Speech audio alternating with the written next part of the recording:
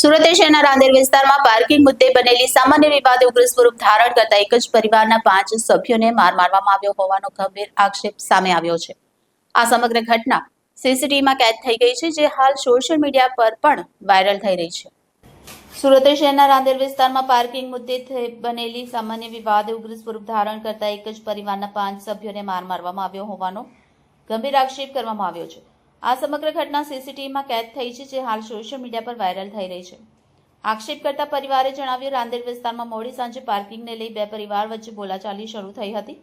ઝઘડો એટલી હદે વધ્યો કે એક જૂથે લાકડાના ફટકાથી હુમલો કરી સામેના પરિવારના 5 સભ્યોને ઈજાગ્રસ્ત કર્યા હોવાનો પીડિત પરિવારનો આરોપ છે। આ ઝઘડામાં ઈજાગ્રસ્તોને તરત સારવાર માટે સુરત સિવિલ હોસ્પિટલ ખસેડવામાં આવ્યા છે, જ્યાં તેમનો ઈલાજ ચાલી રહ્યો છે। આ બનાવની જાણ થતાં રાંદેર પોલીસ ઘટનાસ્થળે પહોંચી હતી અને પીડિત પરિવારના નિવેદનના આધારે વધુ તપાસ શરૂ કરી છે।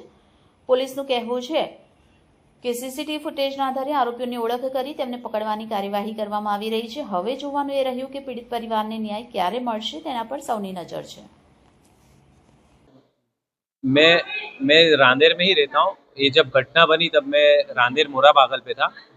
मेरी सिस्टर है, मेरी सिस्टर के ऊपर हमला करा इन्होंने। तो मेरे भाई का फ़ोन आया मेरे पे कि ऐसा है। तो अब हम सब काम धंधे वाले से, तो हम बाहर थे, इन्होंने लेडीज़ के ऊपर हमला कर दिया। और मैं जैसे पहुंचा वहाँ पे तो मारा मारी चालू ही थी। और इन लोग कोई फटका लेके आया था, कोई घाव लेके आया था, कोई लोखंड का रोड लेके आया था। इतने सब लोग थे। अब मैंने जाके वहाँ पहले शांति से ही पूछा क्या है क्या नहीं। इन्होंने सीधा लेके हाथ चालाकी चालू कर दी। और हाथ चालाकी के अंदर फिर मेरे को पता चला, तो फिर दोनों बाजू से घर्षण हुआ। उसके अंदर उन्होंने पीछे से मेरे को रॉड मारी है या डंडा मारा है क्या वो नहीं पता। और मेरे को यहाँ पे 7 टाँके आए।